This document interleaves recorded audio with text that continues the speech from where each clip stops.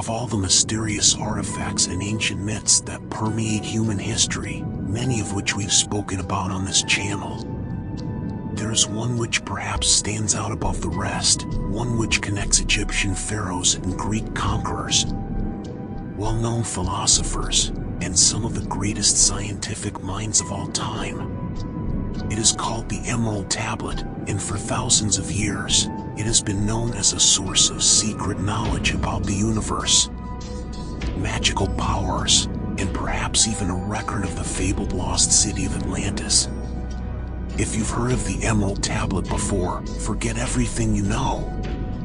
And if you haven't heard of it, well, settle in, because you're in for a treat, no less than one of the most amazing stories in human history.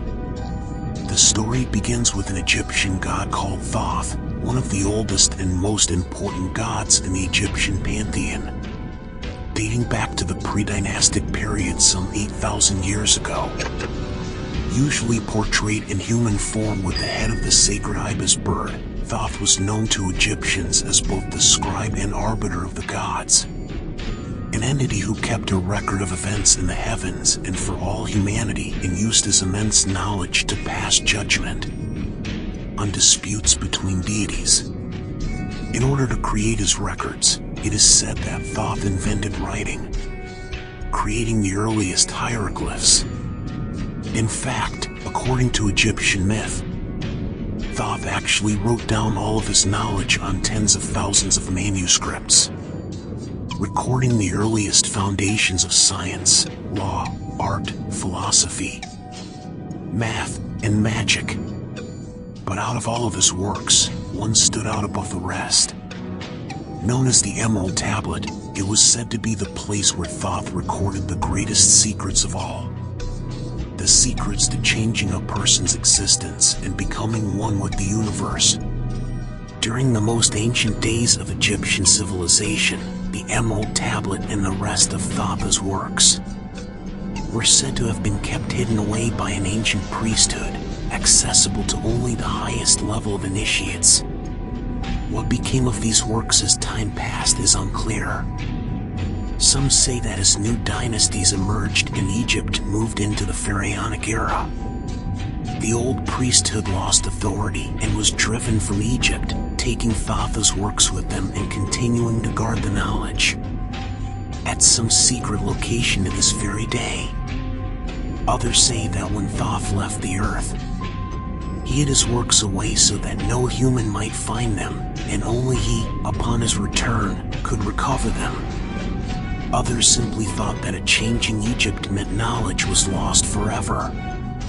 In any case, as Egypt began to move through the pharaonic dynasties, the works of Thoth stood somewhere in the background, a story from a distant past. Gone, but not forgotten. That was until the appearance of a pharaoh called Akhenaten, who rose to power in the mid-14th century BCE.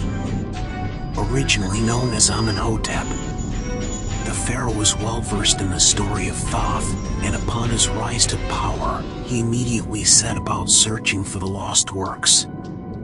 According to legend, he was able to find them, including the Emerald Tablet, and what he learned totally changed his life, his reign, and Egypt altogether. At once, he began to challenge the Egyptian priesthood and their pantheon of gods and goddesses, founding a new monotheistic religion that presented the sun as the one thing, the source of all creation and power. It was here that he changed his name from Amenhotep to Akhenaten, which meant he who serves the one thing. As Akhenaten, he flipped Egyptian culture on its head, rejecting the long-standing rituals of the priesthood, and instead promoting the concept of living in truth in accordance with natural cosmic law. He encouraged new, more exciting art, raised the status of women across Egypt, and even abandoned the traditional capital of Thebes and established a new capital, known as Akhetaten. Unsurprisingly, these dramatic changes infuriated the existing power structure, and after 17 years of rule, Akhenaten mysteriously disappeared, widely thought to have been assassinated by the priesthood. His remains were never found. After his disappearance, the new pharaoh, with the support of the priesthood, immediately moved to set things back to the way they had been, destroying Akhenaten's capital and all records of his new way. Again, Thoth's work was lost and disappeared as the powers that be sought to remove all traces of Akhenaten. Yet, though the works of Thoth were again lost, the story was not. In fact, it began to weave itself into numerous other traditions around the region and across the known world.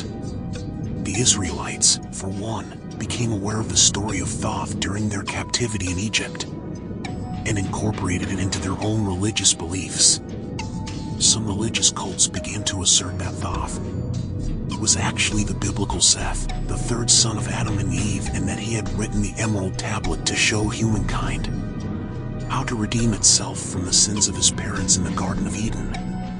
According to this thinking, some believe that the tablet had made its way down through generations to Noah, who took it on his ark before hiding it in a cave after the Great Flood, while others insisted that the tablet had been given to Miriam, the daughter of Moses, who placed it within the mythical Ark of the Covenant. Elsewhere, other religious cults asserted that Thoth was not Seth, but Enoch, the biblical great-grandfather of Noah, and the author of the mysterious Book of Enoch. According to this book, Enoch was a messenger between gods and humanity, a clear overlap with the mythical Thoth. Regardless, as the legend grew and spread, there was no still sign of the lost work of Thoth, or his legendary Emerald Tablet. That was until the 4th century BCE, when the greatest conqueror in human history arrived in Egypt, Alexander the Great. Having absorbed Egypt into his growing Greek Empire and named himself Pharaoh in 332 BCE, Alexander became obsessed with finding the lost work of Thoth, believing the Emerald Tablet to contain the secrets that would turn a man into a god. Upon discovering the precise location of Thoth's tomb, where the Emerald Tablet was believed to be preserved, Alexander promptly embarked on a journey across the Libyan desert, heading towards Siwa. It was within this temple that Alexander came into possession of the Emerald Tablet. Taking hold of the tablet and the accompanying scrolls, he proceeded to Heliopolis, where he deposited the scrolls within the revered archives of the place. Subsequently, Alexander took it upon himself to delineate the boundaries of the burgeoning city of Alexandria. This city would soon be home to a grand library established with the purpose of housing and meticulously studying valuable texts. Of course, Alexander did not stay forever in Egypt. In 327 BCE, he took his army and moved on, continuing his conquests in India. After returning from his campaign, Alexander mysteriously died, and the cause of his death remains unknown to this day. If you love this kind of content, please consider subscribing to our YouTube channel. We produce amazing videos with interesting topics in the future that are sure to interest you. You can subscribe now and hit the notification bell. Mystery Code.